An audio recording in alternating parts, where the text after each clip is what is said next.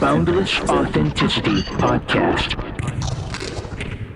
Thanks for tuning in to the Boundless Authenticity Podcast. You know what to do. If you're new, hit like, share, subscribe. Kaedrich Olsen is a shadow worker, paranormal arts mentor, Norse mystic, and spiritual guide. For over 30 years, he has guided seekers, sensitives, and spiritual leaders through the unknown to reclaim lost power and awaken their divine design. He has appeared on platforms such as Gaia, Coast to Coast AM, and Fade to Black with Jimmy Church. And now for the second time, Boundless Authenticity Podcast. Find him at Kaedrich.com. So how have things been since last time we talked?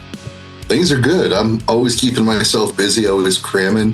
I've always got new ideas. So yeah, I'm always doing something. Awesome. I like to be the same way. I've been getting back into music and stuff lately because I finally can use my two fingers again. Nice. Somehow broke this one and then broke that one the year after. It was clumsiness. It would drive me crazy if I couldn't play music too. I've got instruments surrounding me and I always like to pick up something. So before we get into anything else, let's talk about this free ebook that you have, Coexisting with the Paranormal. Yeah, it's something I put together with some of the stuff I've been teaching over the years about people learning how to communicate, to connect with spiritual beings and entities. And the big reason why I put that together is there's a lot of misinformation, a lot of fear-based narratives out there that these are demons, that this is scary, this is spooky, that you've got to be some sort of special psychic or medium to be able to coexist with the paranormal. And I want to debunk all of that and help people realize that the paranormal is a normal part of our world. The supernatural is a completely natural part of our world. It's just we were taught to cut ourselves off from it, to not exist with it, or the fear-based narratives keep people away from it. And so I wanted to put this book together as a free ebook that anybody can download. If you go to my website, Kaedrich.com, it's right there at the top. Just pop in your email address and I'll send it to you. And that way you can have a better understanding of how the paranormal works, about how these subtle entities coexist with us, so that you can start to overcome those fear-based narratives and realize that you were born with a natural ability, because you are a spiritual being, you are a physical being, meaning you have spiritual senses, you have spiritual abilities to communicate. And this book is a good way to take that first step into understanding that and realizing that you are just as natural of a spiritual being as the spiritual entities all around you all the time. And this is your way of opening up to learning how to do that. Awesome. I was downloading the ebook or signing up for it. Excellent. Thank you. Well, it's no better time than right now. I'm very curious, though, because one of the reasons that I like your work is that you bring a very balanced discussion. It's not all fear and all this stuff. And I think that's useful. I agree. We need a more grounded, practical understanding of these things in our lives. We really do. I really do think, in a way, it's the fact that people love fear porn that you get all of that stuff on the internet. You just, especially with Chat GPT and all that, people just go and they generate these videos now, these faceless content videos, and it's all scary stories that probably don't even exist. Exactly. I mean, one of the side effects of doom scrolling, as I've heard it called, just using your thumb and scrolling through your phone, is we get a dopamine rush every time we do that. Every time we get new clicks, we get new likes, we get new shares, we get a dopamine rush. And I'm guilty of that myself.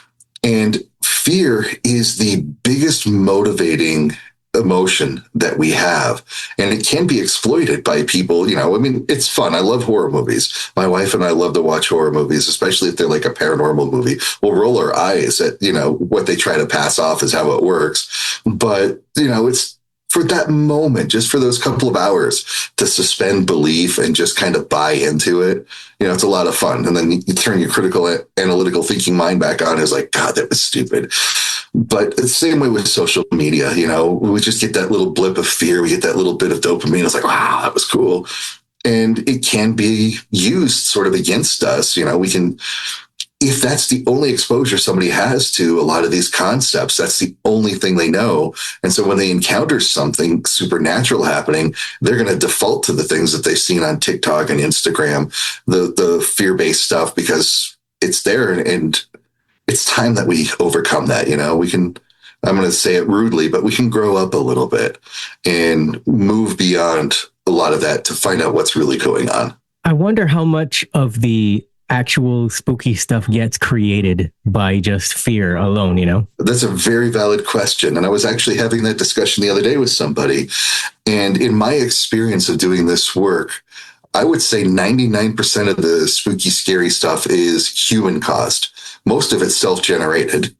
Sometimes we are picking up on stuff that other people created, but the spooky, scary stuff, 99% is our own generated stuff. You know, somebody may encounter something supernatural in their house. They may see something, hear something, feel something, but if they're defaulting back to their fear-based narratives, they're going to start generating this fear-based energy because every emotion has an energetic output. And as they're putting out that energy, they can create thought forms which are just like little bundles of energy with a single program, like scare me. And those are out there doing their thing and they feed off of our fear. Or if we're picking up on another entity that just may be into that, or a person who has some distorted understandings of what their life is like in the afterlife, we'll pick that up. But again, it's self-generated. We go back to coherence. We go back to a clear mind. We move into more of a peaceful state internally, connected spiritually. That stuff goes away. That little 1% that is outside of that, in my experience, has been nature spirits. You know, somebody moved a big rock in their backyard, it took down a tree, and they didn't realize a nature spirit was living there. And it's basically saying, well, you messed with my home, I'm going to come mess with your home. And there's a way to resolve that conflict. And I've done that several times, but it's a very valid question. Almost entirely, a lot of the fear-based experiences people have been human generated. Okay, so this conversation's not going the direction I wanted it to. because I already have so many questions about this topic. Because, okay, so lately the Epstein files have come out. There's more people than ever in the past couple of years focusing on silly topics that have no inherent empowerment in it whatsoever, like how there may or may not be a parasitic class of human beings who worship demonic entities and, you know, Moloch and all that stuff. And, you know, I would argue that maybe they are doing that. Maybe they are doing some kind of ritual type thing, ceremony. They're bringing in some kind of dark spirit. Maybe they are, maybe they're not. But I would say that I don't even really think they know what they're doing. That's the truth. What do you say about that? It's a very difficult, challenging area because there are definitely people out there, may or may not be in positions of power, picking up books or picking up ideas, sharing ideas, creating ideas, and doing some really stupid things with them, you know, stupid as in hurting people, scaring people, terrifying people. And there is an energy output to that, and there is a consequence to that. And also, there's a form of being called an egregore, which is a socially created entity. When we give this being a name, we give it a shape, a form, a personality, sort of an identity, and we believe that it exists. Our collective belief goes into creating that entity, and it thrives off of our belief. So it will do the things that we think it does so that it's reinforced by our belief in it. And if people are putting together ceremonies and situations to energize this thing and create this thing and sustain it for whatever their benefit is, sure, that will be there. And I have no doubt. I mean, look at medieval texts, for example. If we study like the history of magical practices and we go back to indigenous cultures in Europe and around the world before Christianity came in, they were learning to coexist with the spirits. They were learning to coexist with the supernatural world around them. That was a normal thing to have ancestors, to have land spirits and to interact with them. Then the medieval era came in and turned all of that stuff to evil and demonic and terrible. And books were written, you know, the Malleus Maleficarum, where was basically the horror stories of that time, where somebody had a very twisted and disgusting imagination and took some of these old practices and then really put down the most horrible thing that they could about it and put that down. And now we get to modern times and people don't understand the history of all of that and think that this is a legitimate grimoire and start doing work out of that. And it's like, no, they were distorting it through the medieval era saying, well, if this is demonic and evil, this is how bad it can get. And it was a product of their imagination. I mean, a good classic example are the 72 demons of classical demonology that you find in the, oh boy, the names are escaping me right now, like the false hierarchy, the Goetia. Those demons in those books were actually deities to pre-Christian religions, pre-Semitic religions that you find in Macedonia, Babylon, Canaan, Samaria. These were benevolent, beloved beings of these old religions that Christianity came along and said, well, if it's not part of our orthodoxy, therefore it's demonic and evil. And so they turned these gods into demonic entities and twisted those stories around. So now we get to the modern day and people are picking up the Goetia, they're picking up the false hierarchy and go, oh, these are the demons. Well, no, they're not. They were deities of a prehistoric time period that just got really twisted and distorted through the medieval period. Okay, so basically what I'm hearing you say is that, they're creating these things and then it becomes this egregore and they just keep on perpetuating it, not really knowing what they're doing, what they've made. And you think that they just kind of do this because it just makes whatever else that they come up with in their heads so much better. Is that what you think? Yeah, like if they're doing it to promote their business, promote their lifestyle, it may have some benefit, certainly, but at a detrimental cost energetically. And it just doesn't work. The way we can think of this is if we kind of look to the realm of waveforms, like let's say we get a nice, perfect sine wave, and that represents the energy someone's trying to create. It's just a nice little sine wave. If they're forcing somebody into that work, forcing somebody into that ritual work, they don't want to be there. They don't want to do that work. They're trying to avoid it. And their own energy output is putting a counter sine wave, a negative sine wave out there that is negating that energy that is being put out by the group. So the idea of harming someone in a ritual or creating some sort of fear-based thing to promote prosperity, to promote protection, to promote is just antithetical. It doesn't really work out that well, but it will affect the practitioners at the psychological level, thinking, oh, I'm bigger, I'm tougher, I'm stronger, I'm more powerful, and they'll start to behave and act in those ways. And so they create it themselves in that aspect, but the ritual, for the most part, really did nothing because they're negating their own cause. Whereas if you get a group of people that have the same intention, the same ideas, and they agree to this working and they want it to be there and they're doing it for, let's say, a positive outcome, for a positive cause, those waves that they're creating will build up and it will create constructive interference and it will become more powerful and much more effective and much more useful. So the idea of bringing somebody into these things to harm them, it doesn't really work the way people think it does. My opinion on it is that, let's say, the group that controls the world that everybody references all the time, if they're doing rituals, it's kind of like how you tend to go to the grocery store and you buy your favorite brand of oil and then you fry your eggs in that and you're just accustomed using that for the rest of your life, right? So if you are this alleged group that controls the world and your primary way of doing so is through fear, and you've started for allegedly so many centuries ago, and you're in a time where there's no TV, there's no media to disseminate information, you just deal with people who are superstitious and scare them and make them think that you're doing this thing that is so scary, and it just passes on from generation to generation. So conspiracy theorists will then love this narrative of these Satan worshippers that are feeding babies to Moloch or whatever, Again, fear is a very powerfully motivating emotion that we feel. And when we feel fear, our amygdala literally shuts down our prefrontal cortex. We're now moving into the brainstem and the lower parts of our limbic system. And so we're operating mindlessly, because our prefrontal cortex engages our higher executive functions, lets us think clearly, plan, and understand things so much better. And when fear shuts that down, all we can do is react. And that's where we move into that, oh my God, we got to stop them. That's where we get the us versus them mentality going. And that's where the exploitation comes in.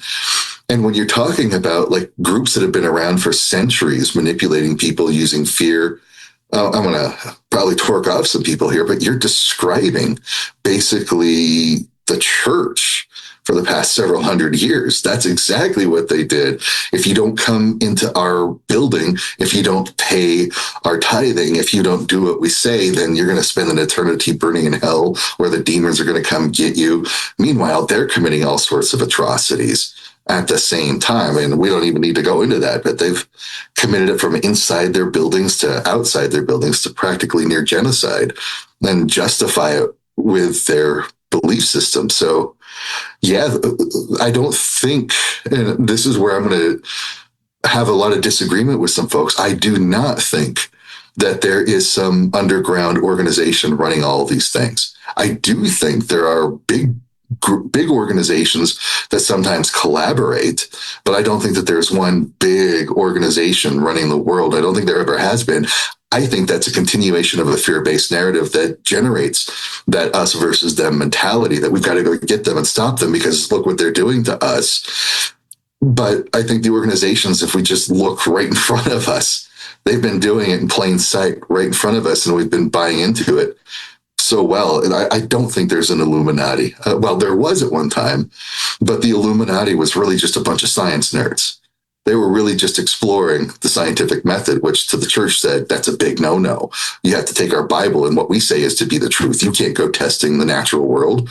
And so through the PR mechanisms of the church, they had people believe the Illuminati and the Masons that were connected with them were these evil-doing satanic groups when literally they were the first science nerds on the planet. That's fair enough. And you kind of said all the stuff that would have come out if I asked you my next question. So I guess we got to move on then. I agree. Yeah, I definitely think that a lot of it is just religious indoctrination and biblical fear mongering that runs the gamut. Yeah, it's been a powerful control, but still is. And I don't care where people sit on the political divide. I really don't. But if you look during the election times, the politicians that are telling the most emotional stories, that have the most fear-based, are the ones most likely to get elected. The politicians that come in stating facts and figures, they're the ones that people tune out and say, oh, no. But somebody steps up to the podium and spouts out something fear-based, even if there's no facts to support it, that again has that amygdala firing, shuts down their brainstem, moves into that fear-based reaction of like, oh my God, we got to stop this. And I'm like, well, where's the evidence of that?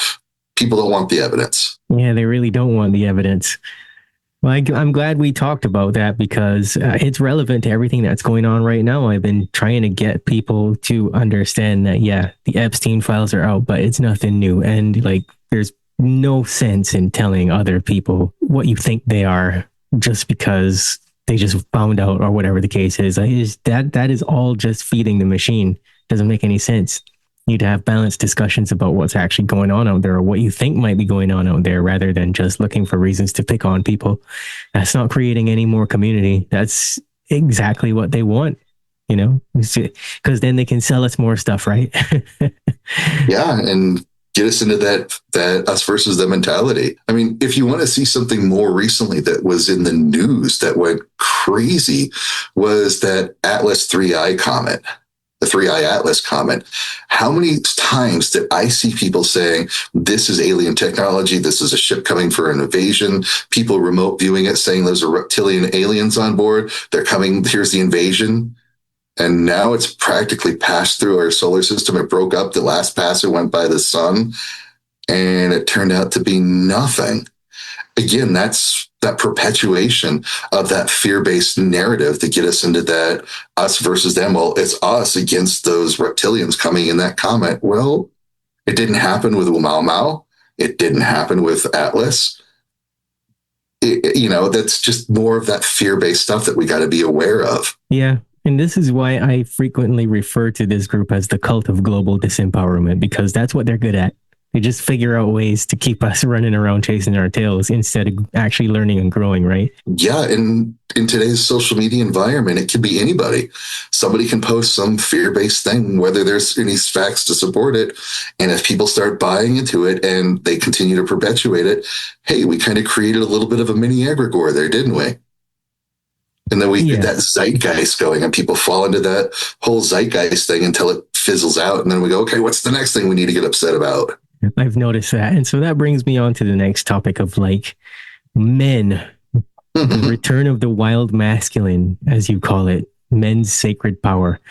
Somebody made a comment to me the other day and they said, like, I don't know if you agree with me, but we need more real men. And I was like, okay, well, what's your definition of a real man then? Thank you. And I just I understood what they were trying to say, because they were saying it, we were in a public place and I was looking around me at the men that were allegedly around us. And I noticed that all of them kind of had this, and I'm not judging, they kind of had like the same mushroom head hairstyle, and they were wearing these pants that were too tight, and they just looked like emasculated, deflated versions of what we would have grown up seeing as a man, right? And again, I guess that was all culturally defined. We all just wear clothes that are given to us at any period in time, right? So yes. I was just kind of like, okay, yeah, but a lot of these dudes look soft though. Like if there was a fight that broke out, they would like be slap fighting each other or something. It wouldn't be a very nice thing to watch. So I get that that's what the person was trying to say. But I also realized that, yeah, something's going on. Something's been done to masculinity. So what are your thoughts? It's an ever evolving thing. Like you were saying with the clothes people wear, if you were to see a man wearing like loose flowing clothes with frilly lacy cuffs and sleeves, wearing tights and high heels, we might take objection to that. But that was the standard for men to wear in the 1700s. That's what men wore in the higher classes. And today we would look at that and go, oh, what a dandy, what kind of all sorts of insults. In my background, looking in the Norse culture, when we see like the TV show Vikings, or we see these movies about Vikings, we see these dirty, grungy, grubby men with mostly shaved heads, just kind of brutally fighting and mindless. But if we dig into the lore, we dig into the history, they love to wear silk shirts. They love to wear glass beads. There's even an English guy, I can't remember who it was, wrote a complaint about the Danes. He was writing about how they bathe regularly and they comb their hair and they dress nice in order to steal our women away from us. And so if we were to look at a person that we call a Viking, the Scandinavian from the Iron Age, 800s to 1000s, and saw the way they dress, we would also go, wow, what kind of a dandy is that? That's not what Vikings look like. Well, yeah, it is. And so the standards of dress have varied over time, and they will continue. And that is a thing that we have to look generationally, is what we upheld as the standard is going to get changed by the following generations. And then we look at that with our own judgment and goes, oh, what are they doing? But that just might be their own expression of masculinity. And I'll just say it, it's still valid. When we look at, some of the hipsters with the man buns going on, or the ponytails or the sort of thing, yes, my eyes will initially roll, but, if they're doing what they're doing and that's their expression of their masculinity, that's okay. It doesn't fit for me, but if it fits for them and it works for them, because, 5 generations from now, we would see that and we're like, what are you guys doing?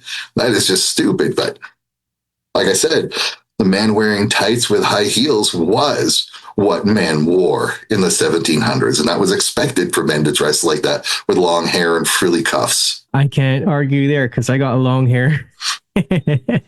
Me too. But, I also feel more masculine when my hair is long. So I'm not sure. I've never been sure why that is, but I've always felt like somebody unplugged me from the socket, so to speak, when my hair was short. Now, when it comes to some of these models of masculinity, the things that we've got to be careful of is, first off, I avoid the term toxic masculinity, because I think that is a set of behaviors that is attributed to men, but in truth, it could be anybody on the gender spectrum can have those toxic traits. It doesn't matter. I've seen women do the same thing that supposedly toxic men do. So we'll throw that out. But if somebody is justifying their actions because, well, I'm a man and that's what men do, be careful there. I like to look at it as archetypes. We've got like oh, hello there. We've got, like the butthead archetypes that are like, oh, let's just drink a beer and go drive fast and get into fights. And I was like, come on, again, it's an archetype. It's not an actual accurate representation of an individual, but sometimes their behavior's that way.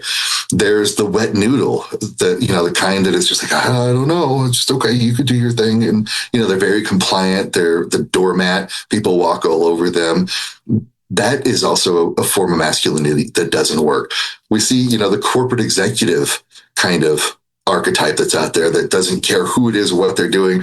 They're just going to screw people over so they get their money, and they're motivated by greed. Again, just an archetype. And so what I would encourage men to do starting right now is look at those traits that they don't like. Don't attribute it as toxic masculinity. Kind of understand the archetype that is presenting those behaviors, those traits, and look inside. Why doesn't that sit with you?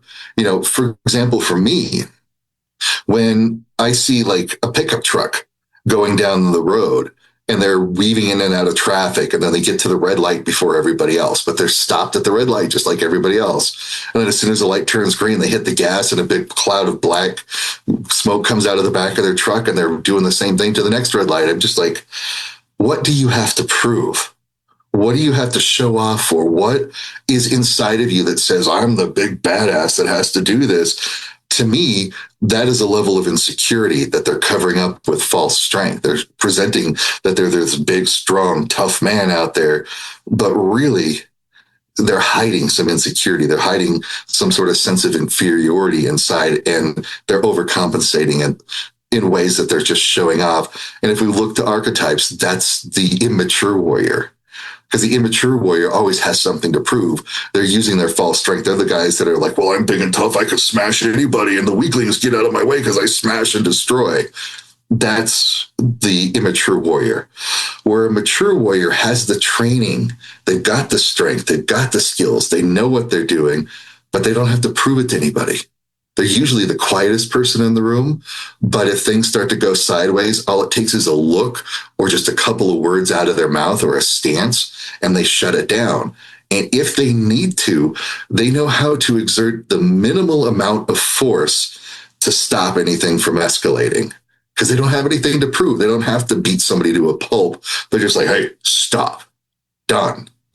So when we look at masculinity through those lens of archetypes, that opens up a whole wide range. What do you not want to be like versus what are some of the traits that you do want to be like?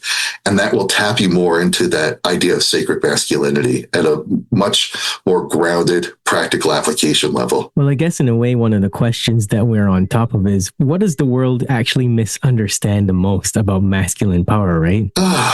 There's a lot of things. It's a very good question. What do they misunderstand most? Gosh, it's really hard to narrow that down because, the men are big, powerful. They don't care, emotionless. Let's go to that one. The men are emotionless, that men don't have emotions. They don't express emotions, and that it's not masculine to feel or express your emotions. And that actually shuts down men like crazy, because you do have a limbic system.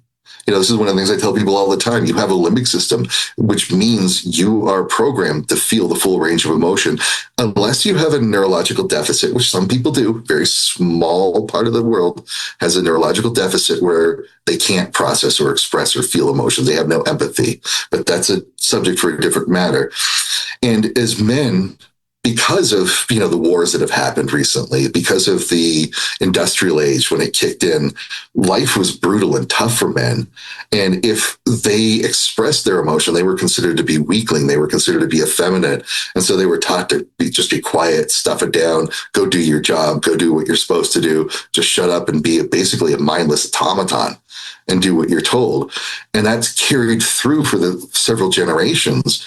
And in today's world, we're finding that actually causes so many more problems. If men can't feel and express their emotions, those emotions will find a way to get out. They will have these explosive moments where they need to express those moments. And unfortunately, sometimes people get hurt. Property gets damaged when that happens. Relationships crumble. And so to understand masculinity as emotionless is a big mistake. But when we can actually feel our emotions, we can express those emotions, we can share our vulnerability, that is actually a sign of true strength. That's being able to hold your foundation and say, that really upset me. I'm really feeling hurt by that. And here's why. That gives us the means to correct things. And why is that important? Is because, well, we men like to fix things, don't we? We like to see what a problem is and we like to fix it. And if we aren't letting ourselves be aware of our own problem, because we're not feeling those emotions, we're not expressing those emotions, we're not bringing it into the world, we're not fixing something, we're not resolving an issue, it's just continuing to perpetuate. So I will argue that it takes true strength to be vulnerable. It takes true strength and authentic character to be able to feel and express those emotions so that you can course correct and you can fix the things that need to be fixed. Otherwise, you're just not aware of it, and those problems will perpetuate till they become much bigger problems. I suppose developing authenticity is one of the most important keys to developing yourself as a man, or spiritually or otherwise, right? Exactly. And that's where shadow work is so important. Shadow work is so important for men. And again, shadow work all revolves about being willing to feel. Because as men, especially, well, no, I'm not going to say especially, but everybody in this world was taught to be somebody that they're not.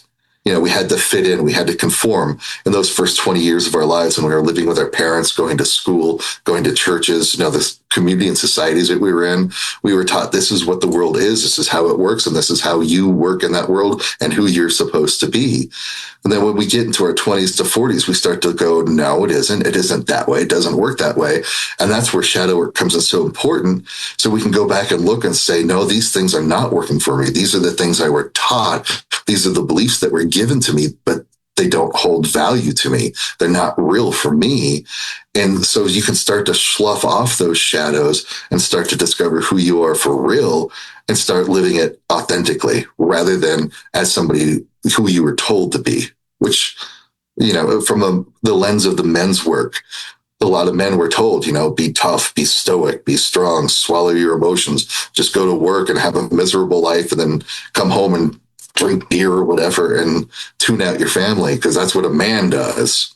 Well, that's another archetype, you know, that we can learn from and say, no, that doesn't work for me. I want to be something better than that. So where are men being called to evolve right now, do you think? It's a fair question, and it's going to be different for everybody.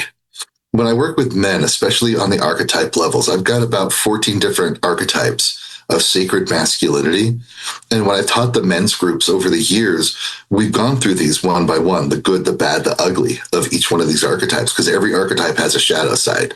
You know, the wizard can be the know-it-all. The king can be a tyrant. So they've all got their shadow sides. And so what I've done with them is help them look at all of these different traits of all of these different archetypes and design their own archetype.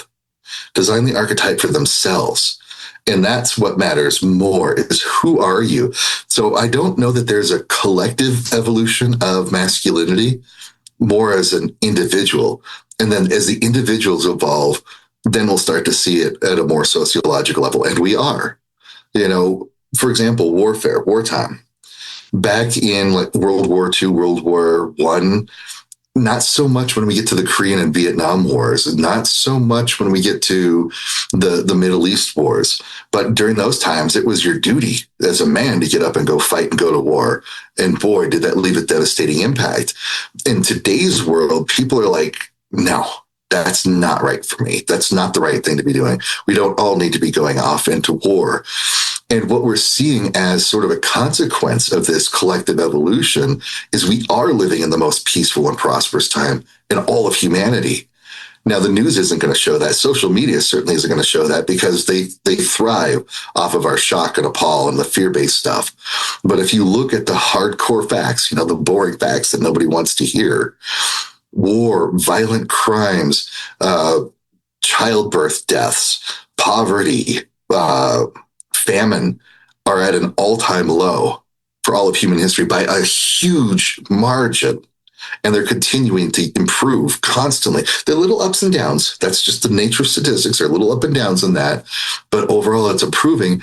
And I think that is because people are not buying in to the rhetoric, not buying into the propaganda. They're discovering for themselves what's important. They're, in a sense, not using these terms for themselves, but in a sense, developing their own archetype and their own values and their own authenticity, and then starting to live that and not accepting what we're being told that we have to do and what we're supposed to be like. I think that's how that's working at an individual level. It's having that collective evolution on us. So where I live, I can tell you that things are not peaceful. There's a huge percentage of the population that they just are out on the blocks and stuff looking to sell drugs or commit crimes and things like that. And crime has really exploded in the past 4 or 5 years here. And it continues to get worse daily. And I see that as being a consequence of the destruction of the male archetypes. Consequence of a lack of real male leadership, strong authority figures in the home. The concept of what is a man and what a man does has been completely eroded in our culture.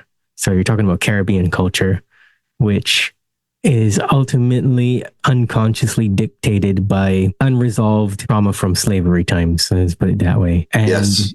Now you see that behavior coming right back around again, where it's almost as though they are acting like slaves on a plantation that were disadvantaged. And back in those days, I guess they would humiliate the men in any way that they could find, rape them in front of the women, rape the women in front of the men, and then nobody could really get along with each other. They were so ashamed and all kinds of other emotions. And you see that coming right back around again in this day and age. And, a lot of people in other countries would say, okay, yeah, well, it's like that here in our ghettos too. And I would say, well, there has to be a solution to it. Maybe. This is one of the tricky things. It's another trait we humans have. And this isn't a fault of anybody's, because our brain likes to default to the lowest energy state possible, which is why we build patterns and why our brain is actually really good pattern filter. It's a pattern making machine.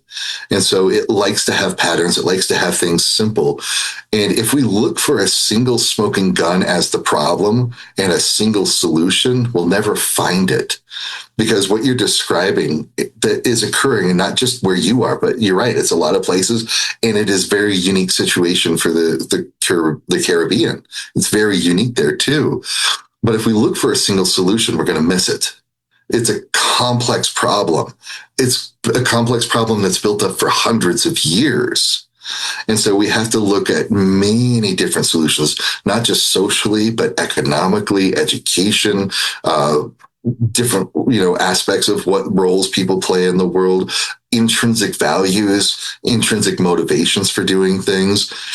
And we have to look at the complexity of it. That's one of the tricky parts is there is not one solution for anything. Unfortunately, it takes some deep dive and it takes a lot of healing. And sometimes I think in the situation like you described, I almost wonder if it's not like a Goldilocks effect. Like too much one way, now we're going to go too much the other way so that we can finally find our place in the middle. So we're kind of balancing the extremes. And I'm wondering if that might be part, not the solution, but part of what you're experiencing is it was too much one way. Now we have to go the other way so we can find what really works. I don't know. But I do think it's a very complex thing that needs to be unraveled. Personally, I can look around and I can point out several key factors. What you just mentioned would be one part of the equation. Also, the way that we have allowed American hip hop culture to come into society. There's also a particular type of dancehall music that comes from Jamaica that tends to influence the entire region.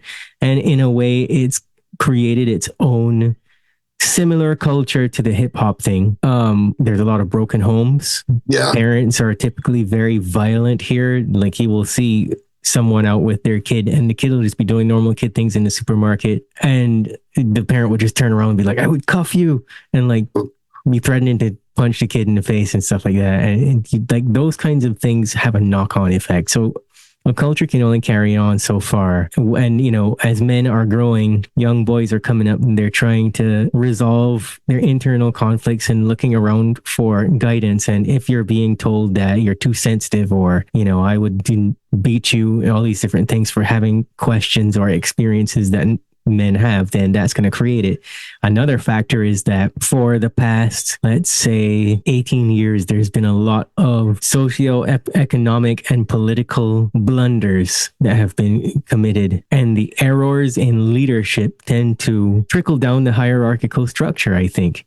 We have had a prime minister that is a woman for God knows how long. This has been way too damn long. Probably almost 9 or 10 years now. And I noticed that her personality is very narcissistic. She's very threatened by strength. Anyone that's stronger than her, she has to bully them or victimize. If you say things that go against how she feels or thinks, you're victimized. If you go against the political narrative, you're victimized. You have an opinion, you're victimized. And I think people have reached their breaking point. We just had elections just yesterday, and only 30% of 270,000 people came out to vote. Okay. So that tells you how people feel about the system and the structure of things.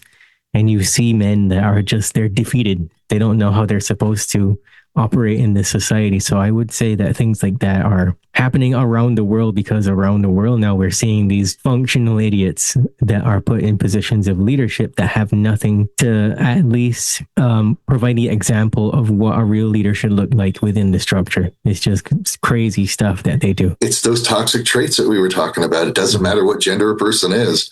They can have those toxic traits. And, we've heard the notion that power corrupts and absolute power corrupts absolutely. I want to flip that on its head. It's the corrupt who seek power, and the absolute corrupt seek absolute power. And again, it doesn't matter gender. It's something going on in their personality. And like we talked about, a very minor subset of our populace has those neurological difficulties, those neurological problems.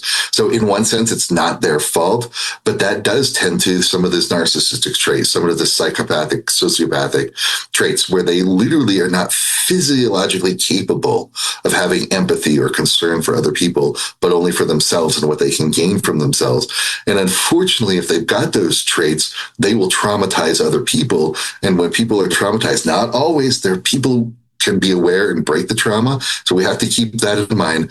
But sometimes those people that are traumatized pass on that trauma. And that happens, unfortunately, more often. But there are so many more people waking up that are recognizing that, and like you, recognizing it, taking that step back and saying, no, I'm not going to be like that, and doing their inner work. And we can do that. We can be in these systems.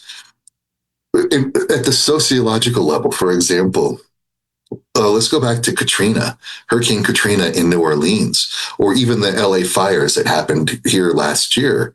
There was a bit of a societal collapse from that, from the natural disaster. And especially in Katrina with the Fifth Ward, some of those lower income neighborhoods, there was not help coming in. And there was this expectation, there's going to be infighting, it's going to be like the Purge all over, it's going to be set up like that. But the people gathered together. They found their inner strength together. It was a traumatic experience. They recognized that, and they banded together and helped each other out and built that community up. I think that's the authentic state of humanity, no matter what the gender is that's who we really are. But there were still those people that were looting. There were still those people that were attacking other people and stealing. There were still those people causing destruction. And that needs to be accounted for. That needs to be dealt with. And that's the tricky part. How do we overcome that? Because if our leaders have those psychopathic tendencies and screwing us over, and then that trickles down, like you said, through the hierarchy, it does. That is where we need to look at that complexity. How do we start healing ourselves individually? How do we start healing the neighbors around us and help them move into that state? How do we help each other out? And I think the change that has to come individually, then community, and then expands that way. And if you get 1 million people doing that kind of work, it doesn't matter what kind of leader is in power, they will suddenly be powerless because the people are not buying into what they're selling. It's true. You definitely see the amplification of the destruction of the family system in settings that are unstable like that as well, too, Absolutely. Well, I suppose we're having a conversation which is way beyond surface level, which is good. That's what I'm here for. And most people listen to podcasts. I guess people will argue with me about this, but I feel like most people listen to podcasts because they're looking for, how can I do this thing? What does this thing look like? I need leadership. I need an example, right? So to give a good question to fill that gap for them, I would have to ask you, what does a fully integrated man look like in this world? Ownership of self. Ownership of actions. It doesn't mean they don't make mistakes. It doesn't mean that they don't have bad days, because we all do. But it's that ownership of self. It's like, yes, I did this. Yes, I did that. Here are my shadows. Here are the things I'm working on. And recognizing that there is really no such thing as a fully integrated, fully healed. We're always doing it. We're always growing. We're going to have those moments when something happens that will trigger some of those old things. We're like, great. But it's taking that ownership of yourself, having the strength to look inward, to see the pain, to feel the pain, to be upset, to have that anger, and to be willing to express it. But, like Jocko Willink has this idea of extreme ownership, and I love it. It's like, you made a mistake. Great. Identify what the mistake was and then own it. Say, yep, I did this mistake. My underling made this mistake. Here's what happened. Here's what I'm going to do to correct that, and take action in that corrective direction. So when we see ourselves thinking, feeling, behaving in a way that we don't want to, or we see other people doing the same kind of thing, look inside. Where did that come from? What's that all about? Have that inner awareness. The key aspects of shadow work is the light of awareness and acceptance. You see, it's called shadows because they're hiding in the deep, dark places inside, the things that we don't want to see, the things we don't want to acknowledge, the things we don't want to feel. So we push them down, and men are really good about that because we've been taught to do that and we've had to do that. But when we have that strength and we've got that solid footing and foundation, we can go look, I don't like that I did this. You have that awareness, and okay, this is a part of me that I need to work on. And you have that acceptance going, this is a part of me. Then that gives you that ability. Where we lose integration is when we externalize that authority. When we go, well, they did this. Well, that's going on. Well, the economy is this. The politics are that. The community around me is that. So therefore, I'm this way. No. Those things are true. I am doing this. I am feeling this. I am thinking this. I am acting this way. How do I want to be different? So that's where that integrated man comes in, is that I am doing this. How do I take corrective action to change that? Or here are the things I'm doing that are really good. How do I continue to do that? And how can I inspire other people to be like that? And it doesn't matter what archetype, it doesn't matter what their definition of masculinity is, because we're going to disagree. All of the men in the world are not going to agree on the same thing. And I love that. But what is authentic to you? How do you live, breathe, feel that, and express that, and inspire people to step up to do that? To me, that's an integrated man. Right. I would agree with you on that. If people learn nothing, they should at least learn that small daily steps to change yourself are the things that push the world along, cause the world to evolve. It's not even so much like social engineering is social engineering. It's whether you succumb to that or not, because it's really all about, like what you just said, just doing that shadow work. And I want to clarify that even more for people when you say things like the return of the wild masculine. 2 questions. What does that require from men? What do men need to unlearn in order to reclaim that sacred power? To feel. And it's like what you were saying, and this will help to really tap into that.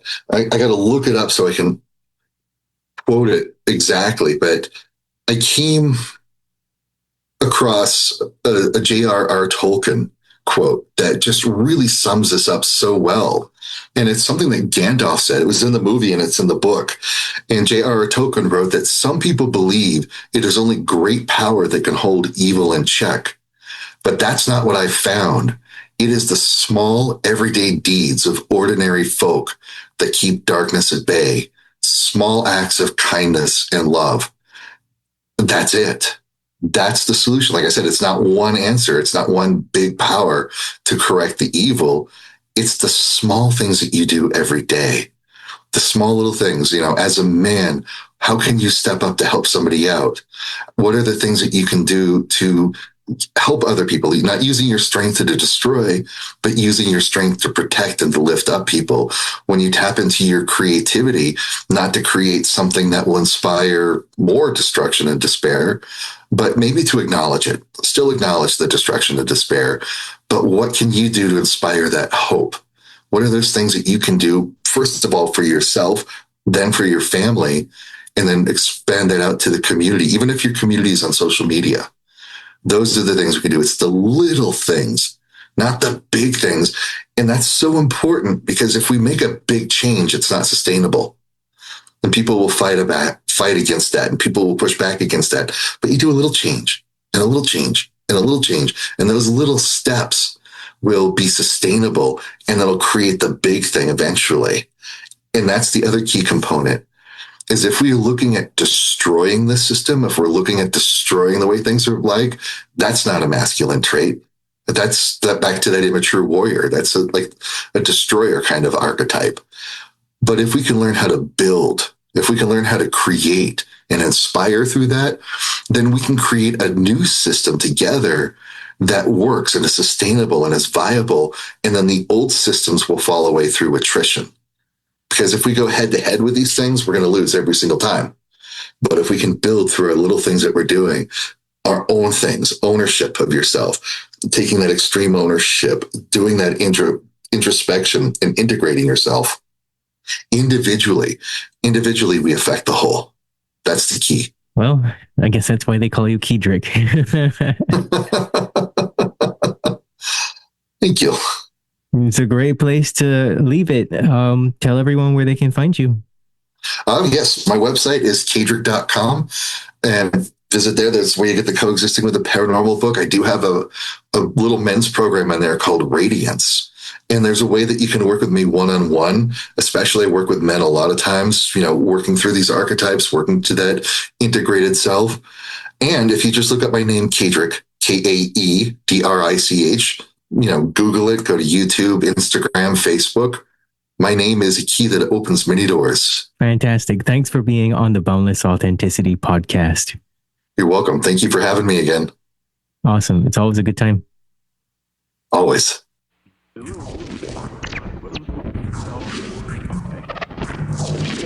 You're listening to the Boundless Authenticity Podcast, where we discuss everything related to the evolution of human consciousness. At the very least, people need to understand that the United States builds bunkers, which are basically cities underground, every 3 months. Basically, when you dream, you tap into your subconscious. It is your nocturnal intuition, your creativity and imagination unchained from conscious reason, ego and logic. They're biologically alive, but they have no soul. They have AI consciousness. They can alter your conscious of the brain to get in the brain. We live in a multidimensional reality. Whether it comes through esoteric information in the spiritual realms, or the UFO people, experiencers, or mainstream through quantum physics and through mainstream science now realizing that parallel dimensions probably exist. We're all spiritual beings. We're all having these human experiences. We've heard that phrase over and over and over. But what does that really mean? All the big questions of life, we have these answers inside of our souls. We're ultimately studying the nature of what it is to be human, good and evil, our psychology, how we think, and our health. That's why I love Bruce Lee's great quote, all knowledge is ultimately self-knowledge. The Boundless Authenticity Podcast.